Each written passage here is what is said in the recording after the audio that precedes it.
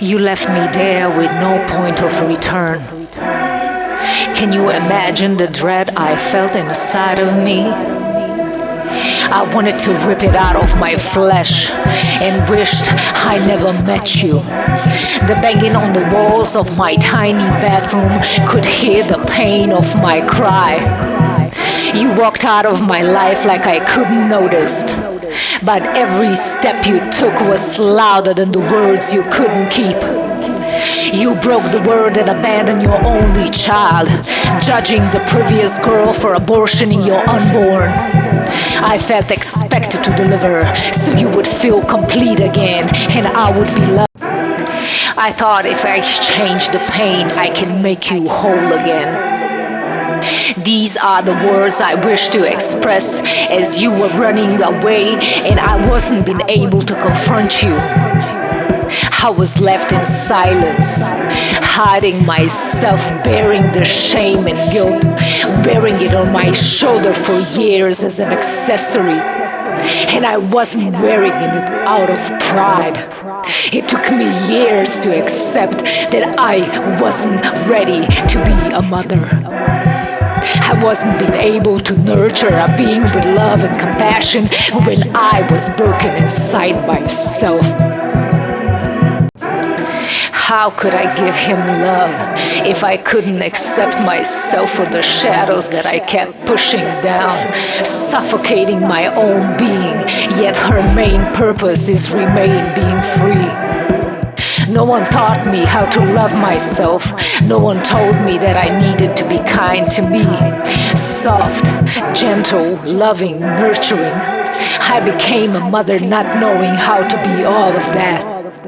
I passed down the anger and resentment that was built up all those years on a being that just came to an existence. I blame him for my failures and disappointments, but this little being kept asking for love, begging me to accept him. He forced me to the path of self-realization, not knowing I would set myself free.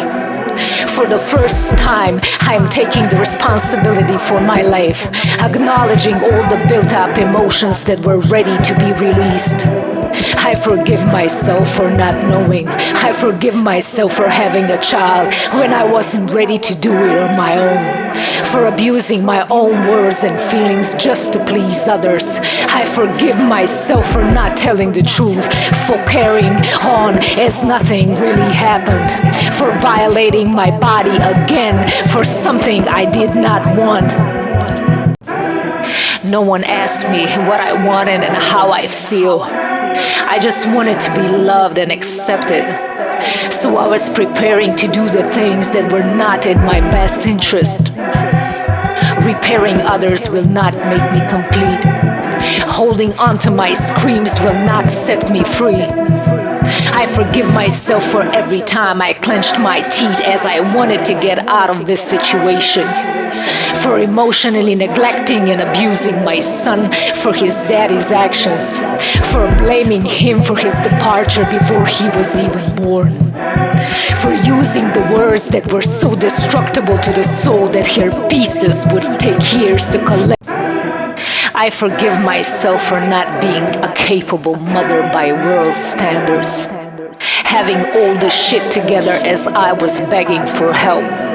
I could not hold my screams any longer, so I returned to my sole purpose of telling the truth as it is.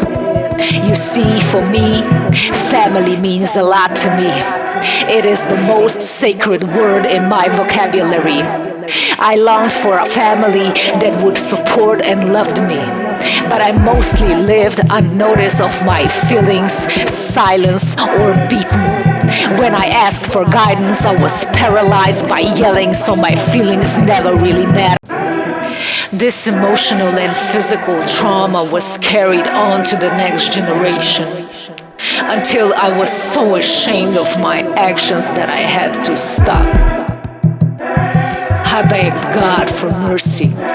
And how could I stop this never-ending cycle of violence towards myself and all those that I love? So I started to speak the truth. as only the truth will set me free and release me of my shackles of fear of not being accepted as I am, flawed, imperfect,